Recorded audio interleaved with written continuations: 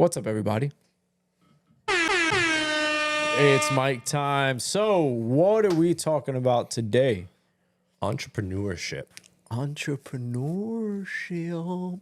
You and I have a little bit, you have multiple businesses. I have my own, freelance business. Yeah, entrepreneurship. This was kind of like a topic that we were considering, but didn't really think too much into. But I really felt that it was a good idea that we bring some information to people who are looking to become entrepreneurs. They're in that beginning stages where they want to. Right. It always starts with an idea. One day. Day one. On day one. Right. Let's get it. Let's get it. So let's talk about Cody for a second. Yes, sir. What is it that you do? So I am a freelance videographer and photographer in many different niches of this world that we live in. Mainly is automotive and, what would you say? Yeah, automotive, whether that is... Oh, say it like this. Automotive. So I do videography and photography in the automotive industry. Beautiful. Now, I have done that outside of my freelance self because I've worked in the corporate world full-time in that industry. But I also do plenty of freelance with companies or owners like ourselves who own cars. Aside from the automotive stuff, I have rolled into the real estate. You all right? You need a drink? You all right? Let it out. Just let it out. This man, how many episodes does Jay break down? This man has no strength in holding a laugh back. I should... I don't know why I'm laughing at this Should point. get some nipple clamps for you. I'm just already. It's cold in here. Mm-hmm. Okay, I'm sorry. I had a moment. I had to let it out. I don't know why I started laughing. I'm not mad. Probably because it said just say automotive. And then you repeated it. Yeah. It said Automotive. God damn. What do you like me to say? Car. In the car scene. The car scene. Right. So you started doing photography at what age? I started doing photography at around 10. So my dad, yeah. I that's when I first was it was brought into my life. So my dad was a bloodstock agent where he was a middleman for people who wanted to buy and sell racehorses. Oh. But his part of his hobby was photography. But in that business, he also took photos of the horses. So, for example, say I owned a horse in America and you lived in Europe. Okay. He would go to the farm, have the horse trot or pace or run a little bit in the paddock, which is a fenced-in area. Right. He'd take photos showing its stride and then send you the photos so you could see what it looked like. Oh, shit. So that's sort of how I would go to the horse farms with him. Mm-hmm. And I would, if he stopped taking photos, I got to hold his camera and I would start just taking photos for fun.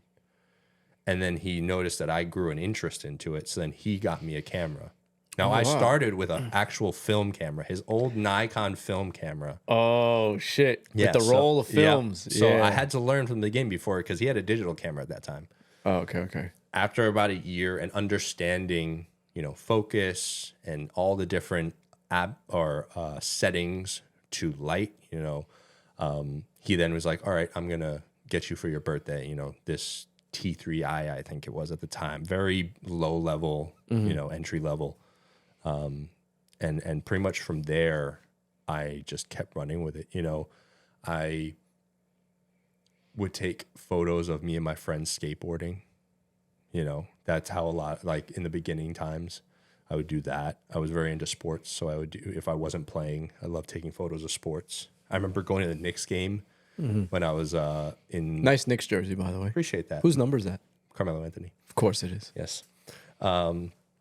But I remember going to the Knicks game, and I don't think you can now as a spectator, but back then you could bring your camera, and I remember having a longer lens and sniping some shots. Like that camera sniper. Yeah, sniping. It's funny. And from that on, it sort of progressed into video, and I self-taught myself how to edit. And in high school, I started making NBA mixes. M as in Mary. NBA, National Basketball Association. Oh, NBA, like NBA. Okay, yeah. okay. And I started making NBA mixes, basketball mixes, and putting them online. And it grew to the point where I had videos getting 500,000 views. And funny enough, I actually had a video that I created that was sort of previewing one, I think it was 2012 to 2013 season. Well, the NBA came out with a mix a couple months later using the exact same song and a couple clips. And I'm like, I wonder if they, saw it and sort of gained, some knowledge on it. So because there was for a while, I did it for about 3 or 4 years. Every weekend I'd release one, and I do NBA single player. Yeah. Like kind of highlight mixtapes. Yeah. And that was my pride and joy. And I thought I was going to do that. And I was the first in my school. So my school is not a public school. I went to a private school. There was no electronics. You weren't allowed to do stuff like that. Like really? I learned how to first type in high school. I think a lot of us. Oh no, I learned how to type in junior high school. Yeah, but like we weren't even introduced to it. Like at home, my mom was not about giving me a laptop because I didn't need it. Yeah. So I remember my senior year in high school, me and a buddy were the first ever to do a video senior project. Everyone had to do like handwork, woodwork, painting, some other bullshit. Right. We did the first ever video project of my school, and we did a sort of promotional video about our school, and they ended up using it for years after because of how we did. And from there, I went to film school down in Full Sail University down in Orlando, Florida, and was there for about 2 years. It is a accelerated program. So bachelor's in 2 years. Right. I went for 8 hours a day, 6 days a week. Accelerated, yeah. Yeah, I didn't have a summer break. Everyone gets 3 months. I had 2 weeks. So I didn't see my family for a while. But it was my passion, and I immediately knew in like about 10th grade that that's what I wanted to pursue. And yeah. Did you know how to adjust all the little camera settings and stuff like that on your own? Did you? Yeah, I learned that all on my own. And it was interesting because when I got to film school, everyone always was like, I want to be a director, or I want to be a cinematographer and all that. And I was like, I just want to be a camera operator, and I want to be a video editor. Yeah. So when we got to all these short films that we had to do, everyone was fighting for these higher range positions, right? Where they immediately were like, oh, we want Cody because he already knows how to do a lot of these things. Yeah. So I was immediately got the position that I wanted to, and I excelled in it very much. That's pretty cool. Yeah. I didn't know that. Yeah, I just know how to use my phone. Same shit at this point now these days. 4K. My phone films 4K. Yeah. Like, guys, check out my YouTube videos from my phone. And they're pretty good. And I edit it from my phone. Yeah. You'd have no idea if I didn't tell you. Yeah. But how did you sort of get into where you are now? With your we'll start with anatomy mechanic. Right. So how did I get into anatomy mechanics? It's I told this story once before, so I'll kind of brief it. I'm starting to remember what stories I tell. Sometimes he forgets, guys. Sometimes I forget. But let me tell you a story about my grandma. No, I'm just kidding. So third time's a charm. Everybody's gonna be like, I love this lady, but I'm tired of story. So I started, let's just go into EMS. Forget about all the years prior to that. I did EMS for privates where we used to transport. It was a private ambulance company in Staten Island called Primary Care. I started with them after I became an EMT in 2010. And 2010, I was an EMT for 2 years with them. And then I got into New York City Fire Department, became an EMT for New York City Fire Department in 2012. I left the New York City Fire Department about 2017, 2018, because I got injured and had 2 hip surgeries. So I couldn't do the job anymore. I could have, I just didn't want to at that point. I'm not hurting myself or anybody anymore. So from 2018 to 2019, I decided to become a personal trainer. I was heavy getting into the gym, learning about the gym, wanting to like really be involved in how gyms are. So I became a personal trainer, joined a gym in Staten Island, and started to train clients. After training clients, I started to notice a lot of people had the same problems: lower back pain, neck pain, shoulder when they bench, right? And as a personal trainer, you just think you know when you really don't, right? So I ended up hurting myself 2019 on a 415, I think it was. I was powerlifting. I think it was a 415 deadlift, 405. Actually, 405. It was 405 deadlift. I actually have the video. So 405-pound deadlift.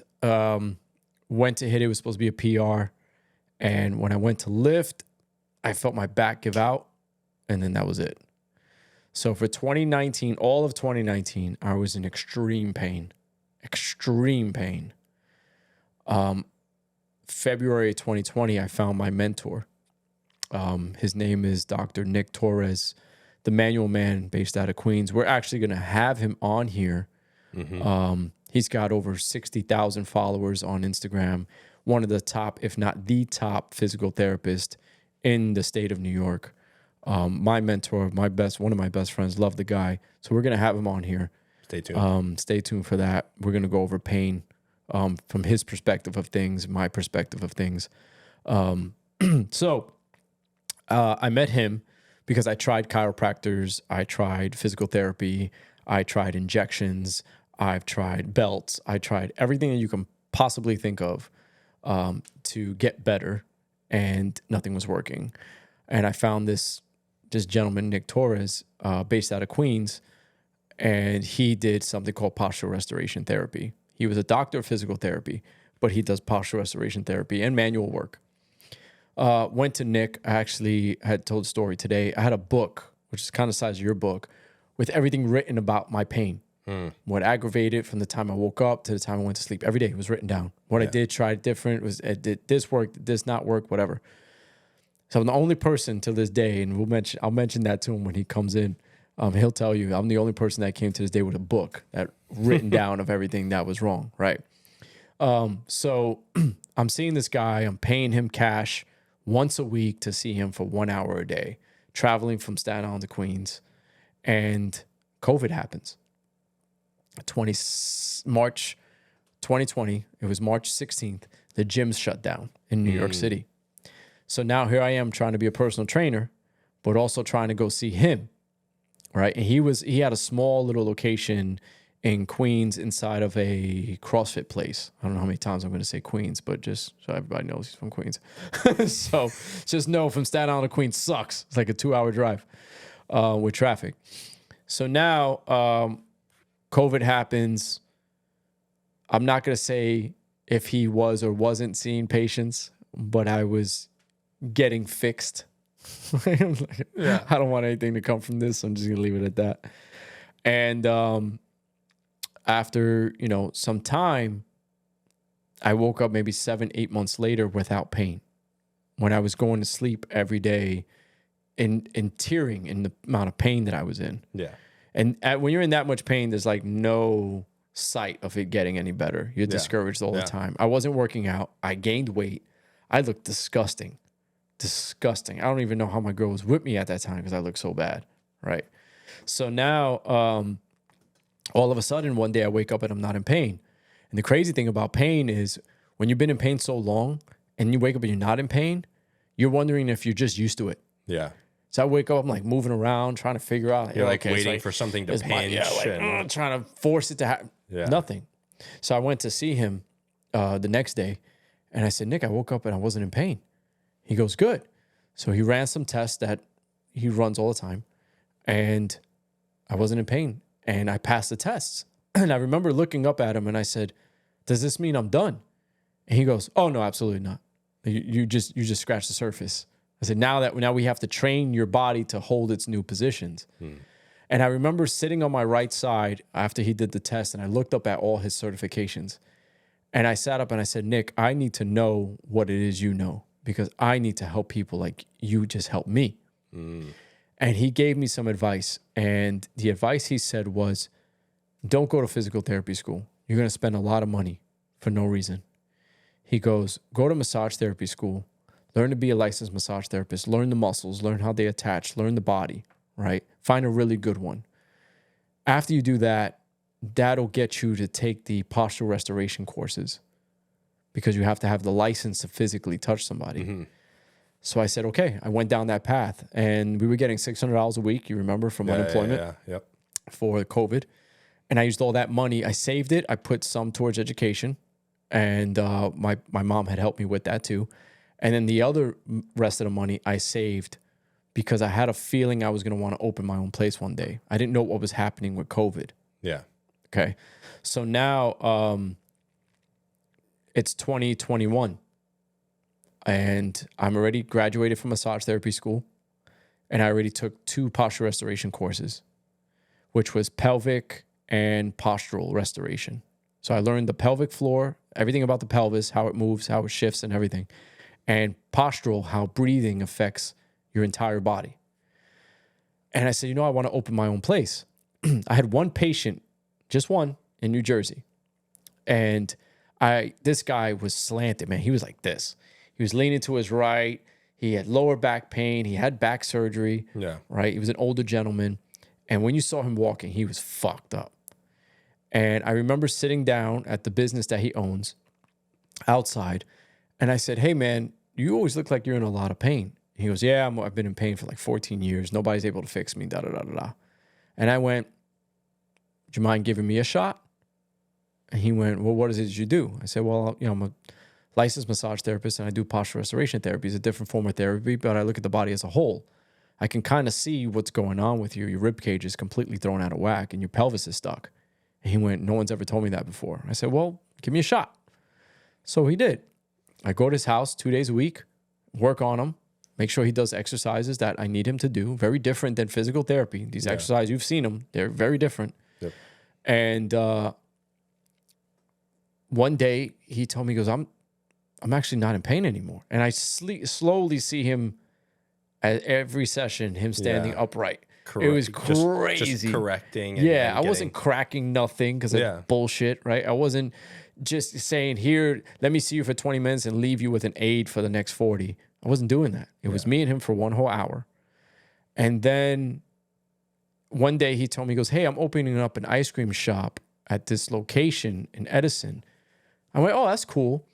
He goes, but I might open it up somewhere else. And if I do, that location's open for rent. So I'll let you know. So I said, all right, cool. I ended up opening the ice cream place that he made somewhere else. He said, why don't you speak to that landlord? So I was like, all right, fine. I'll speak to the landlord. So I spoke to the landlord. He gave me an amazing deal on the rent that I could not pass up. I don't care if I had to struggle. I was going to keep that place open at that price. Yeah. So now I said, all right, pressure makes diamonds. Yes, sir. What do you do next? And I said, I'm gonna open this place. Fuck it. I'm gonna open this place. I got enough clients still. I have all my training clients from Staten Island. I have one patient now in Jersey, which is that guy, and I'll continue to build it. Let me tell you something. You have to have some balls to start a business during COVID. Oh, yeah. Because I opened it May 2nd of 2021, and he was still dealing with COVID, right? Whether you believe in it or not, it's your own fucking opinion. But shit, the government played a big role as to why I could or could not open a business. Yeah. And I said, fuck it, I'm going to do it. I'm going to do it. And now I make 3 years May 2nd. Let's go. How crazy is that? That's awesome. You know? Yeah. You know? Let's go. Let's go. Woo! Right? 3 years. 3 years. And the crazy part about it is I used all the money I had saved to open that place. I did the floors myself, which cost me like $4,000. The turf myself. I painted the walls myself. I bought all the gym equipment myself. Yeah. The table, the TV. I put all that together myself. I have tons of videos of me just doing it. Yeah. Right? And you're always going to question, how am I going to survive? How is this going to go? And I still question it, being an entrepreneur. Yeah. 3 years later, I still sit down and say, Should I continue doing this? Yeah. Or should I just collect a regular paycheck? You know? Yeah. That's the toughest battle that I have with myself every day being an entrepreneur. It's a different type of stress because Oh, yeah. you know at your job, if something doesn't go right, you can more than likely point the finger at somebody else. Yeah. But you know, as being an entrepreneur, you have no one to blame. You only have yourself to blame. Yeah, you have no one to blame. Especially when it's just you, you know? Yeah, excuse me. No, you're good. No, I fully agree with that. You know, especially when you're, you know, and we've talked about building out businesses and how to create more time, you know, for yourself, which is, you know, hiring people underneath you. We've talked about that. Yeah. But still, you are the head honcho. So you end up you're going to have to take the blame. Yeah, You know? you have to take the blame. And, you know, the other business, so yes, I opened up anatomy mechanic therapeutic training in Edison, New Jersey. And every year it slowly increases. You know, most of my clientele is word of mouth, just like yours. Yep. Most of it is word of mouth. Referrals are huge for my business. That is the biggest thing in, I think, anyone's business that they're starting. Yeah. Especially when it comes to a one-on-one or not like an online sales type thing. Like, yeah, referrals, but I feel like our fields, 100% word of mouth referrals are your number one ticket. Yeah. And my Google reviews. Yes. My Google reviews are, I normally don't ask my patients to leave Google reviews. Yeah. They kind of do it on their own, which is nice, you know, because I'm fixing people. Yeah. The difference between me and physical therapy, though, which is one of the battles that I deal with, is you're always going to deal with battles. You're an entrepreneur, right? Your competition. Yeah. One of my battles is the insurance thing. Yeah. People would much rather use your insurance, and I'm cash based. I refuse to take insurance. And the reason why I refuse to take insurance is because I work for my patients. I don't work for insurance companies. Yeah. You know, if you come to me for a shoulder injury, more than likely it's a rib cage and pelvic issue that is throwing everything off alignment, which now forces the shoulder to change positions. Yeah. How am I going to explain that to your insurance company? They're going to sit down and say, yeah, but the injury is the shoulder. We have to fix the effect. We can't fix the cause. You're not getting paid for that. So now I'm treating something that's going to be temporary relief, and you're always going to have to deal with pain for the rest of your life. When it comes to insurance, when it comes to physical therapy or anything that has to do with the body, muscular or skeletal, you're just a number.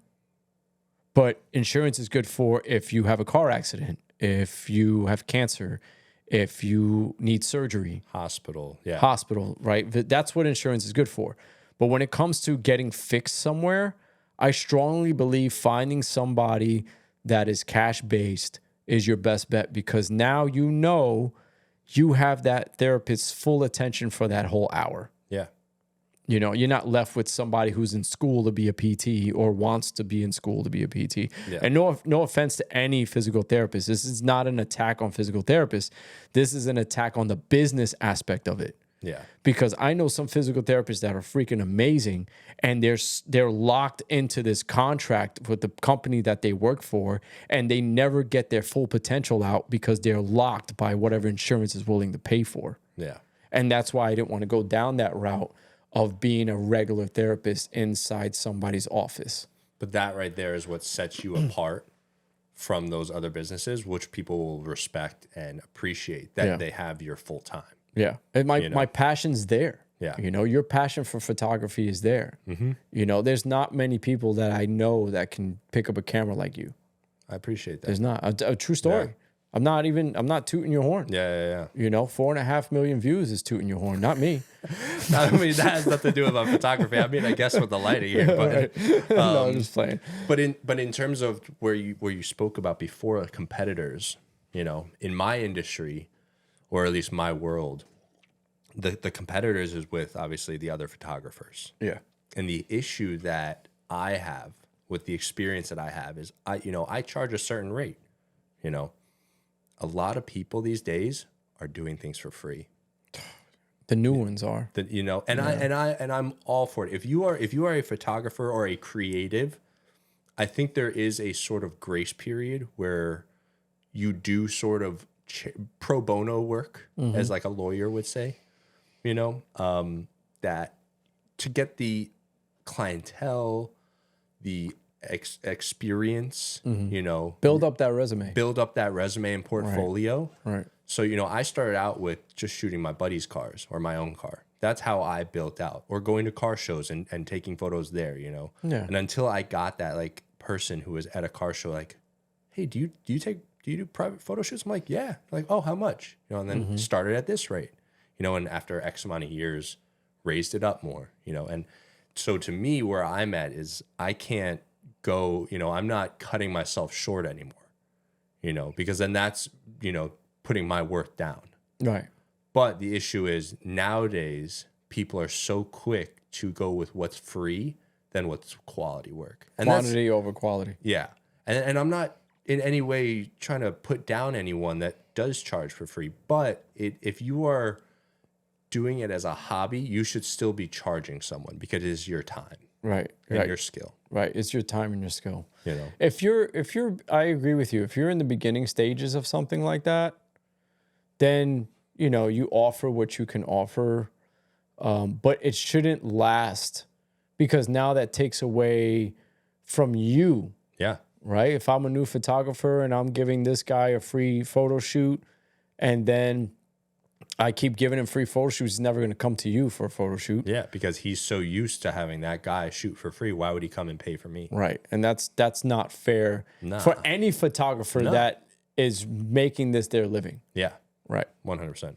Yeah. So how about we...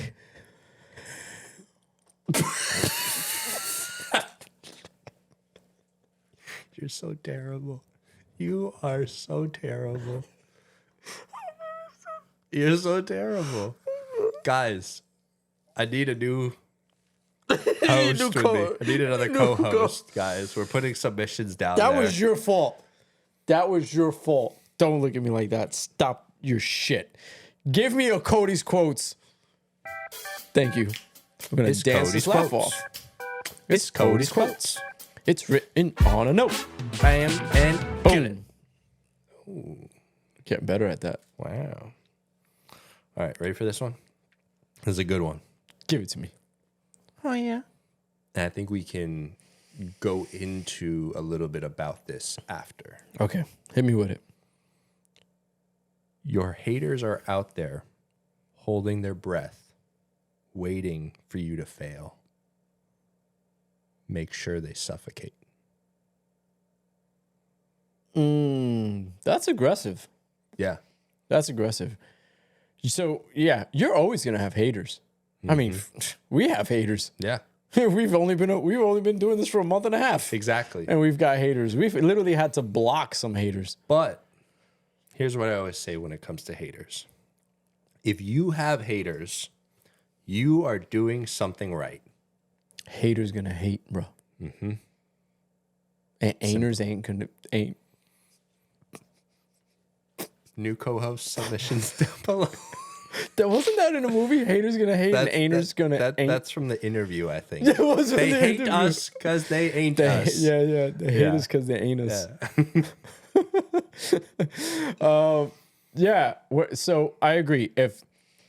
When most people will talk negative before they talk positive, which is weird, right?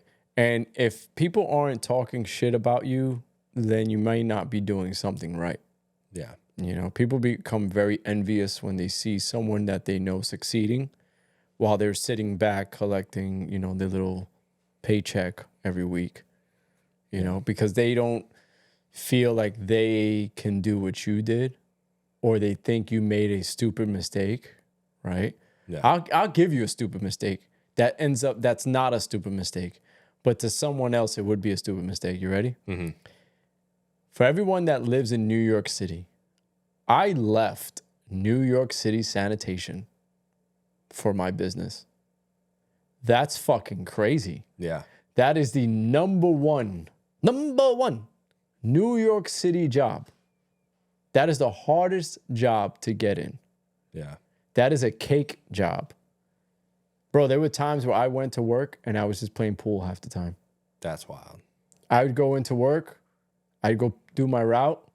Within 3 hours, I was done. And I'm showered, changed, just sitting down, waiting to clock out. It was an easy fucking job. Sometimes it was hard because I was in the Bronx too. And we were picking up 16 tons of garbage in a shift. Sometimes I wasn't done in 8 hours.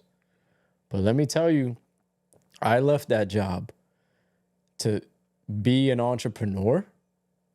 That's crazy. I'm crazy. Yeah. Right? There's got to be something seriously wrong with me But to leave New York City Sanitation for that. You had a higher calling that you felt. I felt, yes, I didn't feel like I should be there. There's many things that I've heard and read about people who are very successful entrepreneurs and business people, or even in the movie or music or creative industry, that they felt that they were meant for greater. Yeah. Meant for greatness, meant to be better in life. Right. That's why I don't want to give up this career. Yeah. They say for the entrepreneurs or somebody becoming an entrepreneur, the first 5 years are the hardest years of your life. You're going to have a lot of doubts. I'm talking to you guys. You're going to have a lot of doubts. You're going to question a lot of decisions. You're going to make a lot of mistakes. You're going to, I'm glad that was recording because I just went to look at that. You're going to not have all the answers. You're going to buy things you didn't need to buy. You're going to purchase things you should not have purchased. You're going to sit down and question what to do next. All of that's going to come through your mind. You got to be prepared for it. But remember, time is going to pass anyways. Give yourself a chance to do it. Because people always regret the things they didn't do, not the things that they've done. Yeah. Because, again, I've said this in a prior episode that if you took the lessons that you needed to take from a situation, you won't regret it because you learned those lessons. Yeah. And I sit down and I say, I'm going on the 3rd year of owning my business. The other business, in case anybody was wondering, was called Suits and Business, which I've mentioned before, which is where we get a bunch of entrepreneurs together and we talk about marketing, goals, projections, how business is doing now, how business can be, where business needs to go. You take lessons from someone else and try to implement them into your business. So that's what Suits and Business is. And then we have the podcast, which we're hoping grows a lot with all of you supporting us. Yeah, and now Cody was also talking about getting into real estate photography, right? And we mentioned that before. Yeah, we've talked about that before, and I'm going into a field that, although I feel very confident in it, I am new to it, Right. So it's definitely a experience that I've taken from other photographers and knowledge to prepare myself to get into. But I know with as I've said in other videos, that foundation that you build is so important. It's so important because my foundation, I know that I can be thrown into nearly every niche of creative in terms of photo and video, and I will succeed. Of course. Right. know? And you have the confidence. And I have the confidence. That's the most important too. There's so many people out there that maybe not have as much experience, so they may not be as confident. Right. I don't know if I can get this. It's like, no, I'm going to make sure I get it. I know I will. Right. So let's talk about that for a second. You did photography work for automotive. Yes. Right. Now you're going into photography work for real estate. How do you get those two to coincide, right? How do you say, if I'm a real estate agent and I see you have no real estate experience when it comes to photography, how can I trust you to do something like that when you've only been shooting cars the whole time? What is your game plan? So my game plan, I have two different things. I know a couple realtors personally. Okay. So they know that I have my experience. They know what I do professionally, and they trust me. The other is, and I was told this by one of my friends who does real estate photography, go to an open house at a new construction, sort of like one of those, the whole area. Right. The framework's being done. And Yeah, stuff. the frameworks, and it's all the cookie cutter houses, but they have a show house always there. Yeah, right. Always open to be looked at. He said, go there and get a base portfolio because everything's furnished, everything's topped, fully to You'll the see 10s. the house the best it The could best ever of be. it, yeah. So you are going to get the nicest photos in terms of everything possible. Right. Go there, build a portfolio, a base portfolio, just to be able to show it if someone asks. That's what my plan is. That's pretty good. Yeah. That's pretty good. So you know what we'll do? I'll become a real estate agent. You be my photographer, videographer. There we go. We'll make an Instagram. Yep. You know how I am in front of the camera, Yep. right? We'll do video tours. Drone tours, right? Yep. You'll do the drone following me. Yep. Right? It's pretty cool. We could do that easy. Why the F not? Come on. What? Day one? Or one day. So I'm saying. Yeah. Why not? Fuck. Got some good ideas. Just tag team everything, bro. We're gonna take over the world, Take you and over I. the world. Let's We're get gonna it. take that's it. Let's take yeah. over the world. But yeah, so back to entrepreneur. What is one mistake that you have made that was you got the biggest benefit from? Tough question. That's a good one. It is a good one because I said it. Pow, pow, pow, pow. I think the biggest benefit that I felt was that I grew from. Yeah, so the biggest mistake you made that ended up being okay. one of the biggest benefits for you. Damn, that's actually harder than the answer that I was thinking of. Because I heard it completely differently. That was a hard one. Yeah. That's what she said. Oh. Why'd you have to throw the ooh? Okay, so the biggest mistake that I think the biggest mistake was I said no to a job. And this was when I was, at the time, I was working as a PA and occasionally a second AC on a camera team in productions for commercials in the city. Okay. And I said no to a gig because at the time my full-time job was interfering in terms of time. And I knew that job was going to be good for me, but I still said no. And I look back and I feel that if I had said yes to that opportunity, I could have completely changed the trajectory of my career because I knew people who went on that position and that job, and they then were locked in with that crew and just were set with any production. So in my head, I then thought if I had taken that job, I could have been set to then be good for any freelance work on New York, commercials. All right. And that was one of the reasons why I sort of strayed away from that sort of industry and freelance work, was that fear of not having a paycheck. Mm-hmm. Because with my work, and same thing with you, being freelance or an entrepreneur in the beginning, you don't know if money's coming in. And that is why, although I still have my freelance business that I'm always working on, I do have a 9-to-5, job that I know I'm going to get a, Steady check from. steady paycheck that I can live life with. Right. And I'm still, my goal is to move on from that. Yeah. Do you want to be full-time entrepreneur? I think my goal in life currently is this podcast.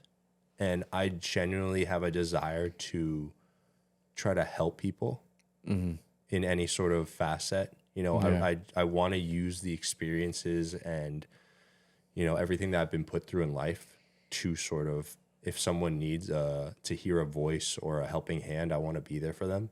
Right. So I think my end goal would be to do a full-time podcast, if that, that would be my goal. Yeah, that's definitely, I love what I do, right? I get to help people a different way than I did in EMS. In EMS, I treated somebody, brought them to the hospital, never saw them again. Yeah.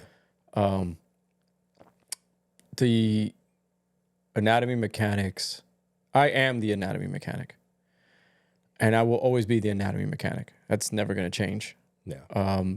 I have fixed people that have lost hope. I have fixed people that have tried everything that they can possibly try to do. I've gotten people out of pain that thought they just had to live with it. And it's an amazing feeling, man. Oh, yeah. It's an amazing feeling, especially when doctors tell you you need surgery. And then I tell you, that's the effect. I figured out what the cause was. You know, I'll give you an example. I had a patient that had numbness in her fingers. And the doctor originally told her it was coming from her shoulder because she had a shoulder compression. And that's why she was having that issue. I figured out that her rib cage was stuck, which the shoulder and rib cage are married to each other. So where the shoulder go, the rib cage goes, the shoulder follows. And because of the rib cage being off, that was throwing her neck off, which was impinging the nerve here. Yep.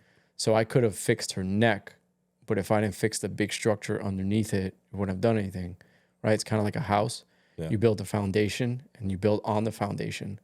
You can't build and then put the foundation underneath it. You have to build the foundation first. So the head is that structure, and then the pelvis is the foundation, the rib cage is the foundation underneath the head. Yeah. So as long as those two things are aligned, the head can be aligned. But if the foundation's slightly sideways, then the head has to adjust. Yeah. So I figured that out. Her pelvis and rib cage was completely off. The shoes she was wearing was horrible. Fixed all of that. Tingliness was gone. Doctor said she needed surgery. Yeah. Come on. You know, and it's because I know the body so well. So my end goal is to eventually, let's talk about wealth for a second. Wealth, and we talked about this once before, but true wealth is time. Yeah. That's true wealth. Yeah. Right? You can't buy time, you know, and every day we're losing it. It's depreciating. So time is the most important thing. And how do we get time? By getting people to work for us, right? So we have more time to be at home, more time to be with the family, but still have to run the business. Yeah, of course. Right? But don't have to be at the business to run the business. Yeah. I would love to hire somebody this year and mentor them and watch them grow and be there for them, teach them, right? Yeah. Show them the mistakes and get them to grow with me, where now anatomy mechanic is not anatomy mechanic, is anatomy mechanics. Yeah. You know what I'm saying? Yep. Where I have more employees. But if we want to touch base on the podcast, yeah, I want this to grow. I want to give everybody this. Let me tell you one thing. People who give the best advice are usually people that have been through the worst shit. And people who take advice have to understand what lens the person is seeing through that is giving you that advice. Yeah. You know, because if I have been cheated on and you have been cheated on and you say, fuck everybody, and I say, it's okay, I learned from it, I can do it. Now our two advices are very different. Yeah. They're construed by the shit that we have gone through. And when it comes to being an entrepreneur, a lot of people are going to tell you, you're making a mistake. Yeah. That's difficult. I don't know if you can do it. Maybe you shouldn't. Just get a steady paycheck. You can only work 8 hours. I work 12 fucking hours a day. Oh, yeah. You know, I'm not home most of the time. But I make time for the things that I want to do. Yeah. Versus working for somebody and hoping I get the approval to do the things that I want to do. Yeah. Right? There's a balance there, right? And the balance is I have the freedom if I need it, but I don't have the funds. Versus somebody will have the funds, but not the freedom to use it. Yeah.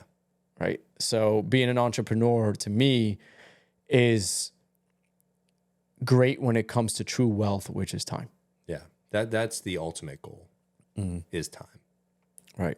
So what is we did Cody's quotes already. So did we? Yes, we did. Good. We did do Cody's quotes. That's how my mindset is right now. My mind is I have another one though that actually could work. Okay. Could work. All right, let's go for it. Ready? Listen up. Ooh. Listen up. Ooh. Wait. Go ahead. Prep yourself, boy. Oh, you hit too much the Irish. All right. Spend so much time on self-improvement that you have no time to criticize others. Ooh, that's good. That means pretty much just stay focused on yourself and nothing else will really, all that negative talk won't even matter. Yep. You won't hear it. Nope. Too busy.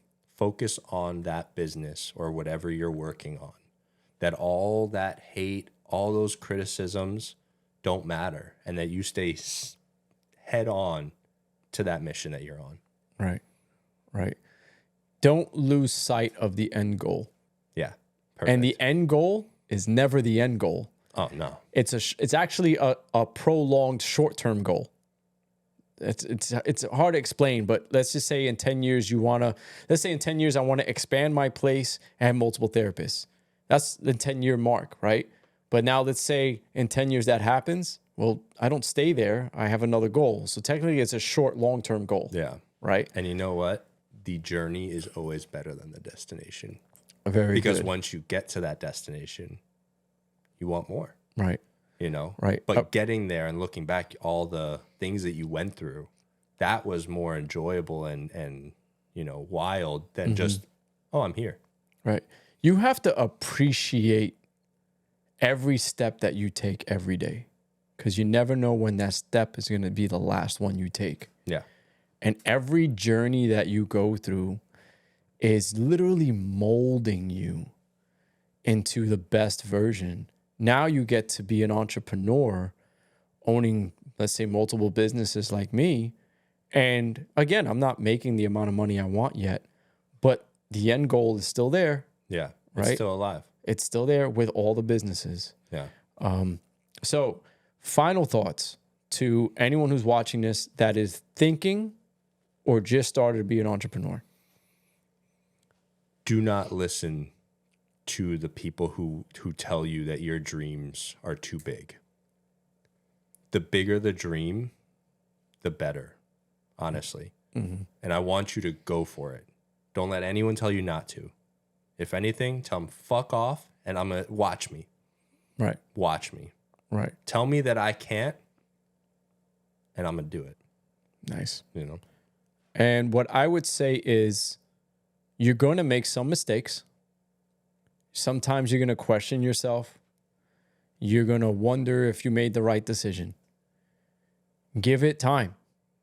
I still question myself every day. I'm 3 years in. But every year that I grow into this journey I'm in, I grow. The business grows very little. It's a steady incline. Sometimes it drops and sometimes it picks back up. But I'm giving it that 5 years, maybe even give it another year after that. But I stride every day to be better. And you need to stride every day to be better. Understand your competition. See what they're doing. Be better than that. Because someone is always a step ahead of you. Don't take time to sit back and watch. You got to be ahead. Because every time you sit down and say, I want to stay in bed a little bit longer, somebody's already up getting shit done. Mm-hmm. Get out there and get it done. Stop making excuses. I'm tired of the excuses. Everybody's making, I don't have the time. No shit. But you're eventually going to have the time. Make the time. That's it. You're going to have the time. Keep your head above the water. Don't drown. Keep your eye on the prize. And just fucking keep going. Just be a monster. Just do it. Stop making excuses. You control your future. No one else does. Fuck yeah. Till next time. Like, comment, subscribe. Click the notification button on YouTube and actually also on Instagram. So that way you never miss an episode or a short or a reel. Yep.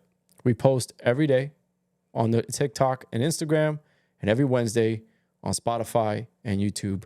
We got to start looking at iTunes. Yes, we do. Yeah, we'll work on that. Stay tuned to iTunes. Peace, guys.